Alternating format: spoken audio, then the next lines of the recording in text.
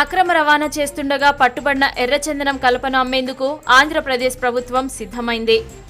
వీటిని అమ్మడం ద్వారా రుణమాఫీకి ధనాన్ని సమకూర్చుకుంటామని ఆంధ్రప్రదేశ్ ముఖ్యమంత్రి చంద్రబాబు మొదటి నుంచి చెబుతున్నారు. అదే ఇప్పుడు వాస్తవ రూపం దాలుస్తోంది. ఎర్రచందనం దుంగల అమ్మకానికి ఏపీ ప్రభుత్వం జీవో విడుదల చేసింది.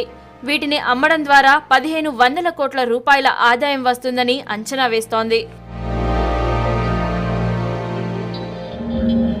చైనా, జపాన్ దేశాల్లో ఎర్రచందనానికి డిమాండ్ ఎక్కువగా ఉంది. దీంతో చైనా వ్యాపారులు ఇప్పటికే ఇక్కడకు వచ్చి దుంగల నాణ్యతను పరిశీలించి వెళ్లారు. అటవీ శాఖాధికారులు కూడా దుంగలను ఏ, బి, సి, నాన్ గ్రేడ్ అంటూ 4 రకాలుగా విభజించి మొత్తం సరుకును లెక్కకట్టారు. 9200 టన్నుల ఎర్రచందనాన్ని వేలం వేసేందుకు కేంద్రం అనుమతినివ్వగా తొలి విడతలో 5200 టన్నుల ఎర్రచందనం కలపను వేలం వేయనున్నారు. టన్నుకు 12 లక్షల రూపాయలుగా ధర నిర్ణయించినట్లు ఆంధ్రప్రదేశ్ అటవీ మంత్రి బొజ్జల గోపాలకృష్ణారెడ్డి తెలిపారు. 9500 టన్స్ పర్మిషన్ ఉన్నది.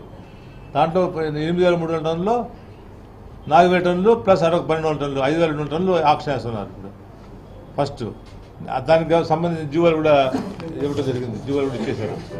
సో దీనికి ఒక కమిటీ వేశారు. ఎంఎస్టీసీ అని వాళ్ళు ఏ విధంగా ఈ టెండర్స్ పెట్టాలి దాంట్లో గవర్నమెంట్ ఆఫ్ ఇండియాకి సంబంధించినటువంటి కంపెనీకి ఇవ్వడం జరిగింది.